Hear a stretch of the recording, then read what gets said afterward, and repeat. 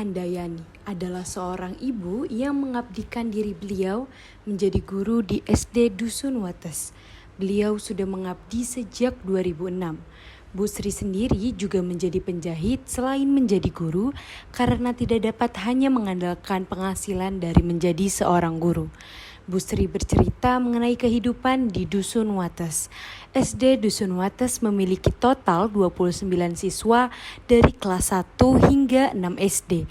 Anak-anak yang antusias untuk belajar membuat Bu Sri berjanji untuk terus mengabdikan dirinya mengajar di SD Dusun Wates walaupun terdapat penawaran untuk beliau mengajar di SD yang lebih bagus. Menuju sekolah, jalan yang dilalui sangat tidak bagus, walaupun sebenarnya dekat. Bu Sri sendiri pernah terjatuh di jalan dan rem motor yang menjadi rusak karena jalannya yang rusak.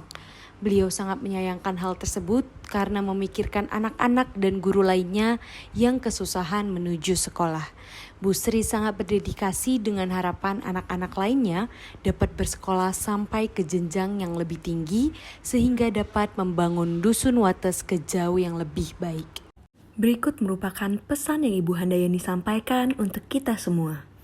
Apa yang kita tanam saat ini, selama kita menanam kebaikan, pasti akan ngunduh kebaikan itu. Apa yang kita tanam adalah untuk ibadah, sehingga kita tidak akan mengharapkan apapun selain pemberian Allah. Itu prinsip saya.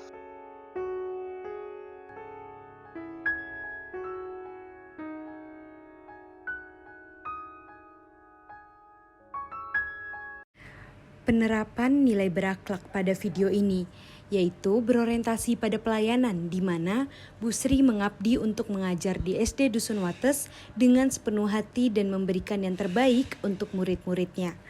Akuntabel di mana Bu Sri melaksanakan tugas dengan tulus ikhlas, bertanggung jawab, sepenuh hati, dan disiplin. Nilai kompeten di mana Bu Sri juga mengembangkan diri tidak hanya sebagai guru, namun menjadi tukang jahit. Bu Sri juga mengajari anak-anak dengan sangat baik agar bisa membaca dan menulis. Nilai harmonis di mana Bu Sri menghargai setiap anak murid yang ada tanpa memandang latar belakangnya. Bu Sri juga memahami keadaan anak muridnya jika terjadi kesulitan ataupun mengurus adik yang sedang menangis. Nilai loyal di mana Bu Sri tidak mau pindah dari SD Dusun Wates dan terus mengabdikan dirinya di SD tersebut hingga pensiun nanti. Nilai adaptif di mana Bu Sri beradaptasi terhadap lingkungan di SD Dusun Wates di mana jalanan yang rusak yang harus dilewati menuju sekolah tetap tidak mematahkan semangat Bu Sri untuk mengajar.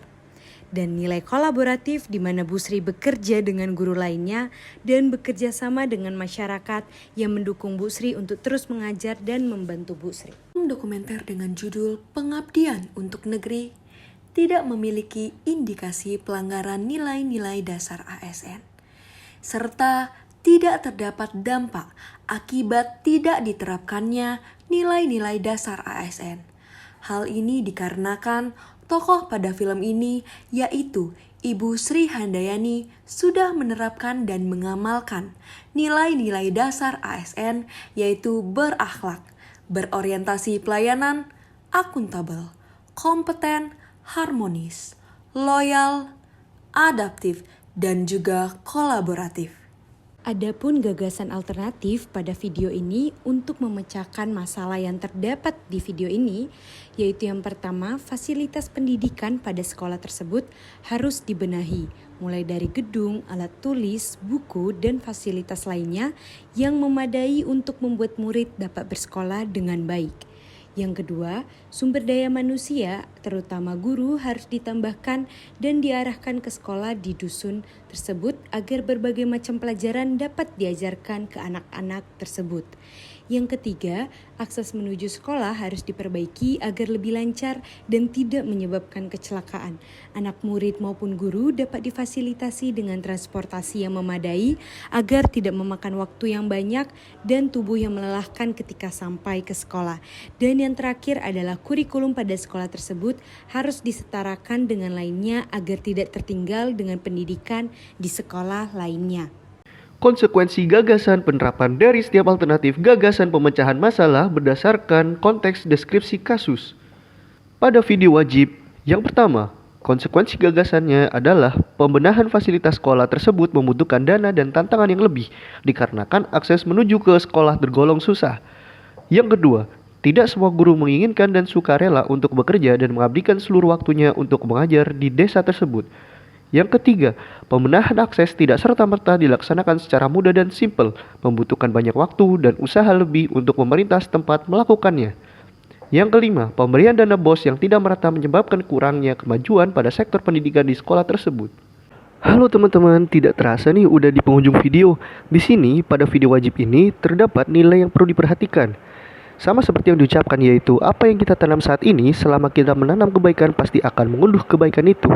Sekian dan terima kasih. Sampai jumpa lagi.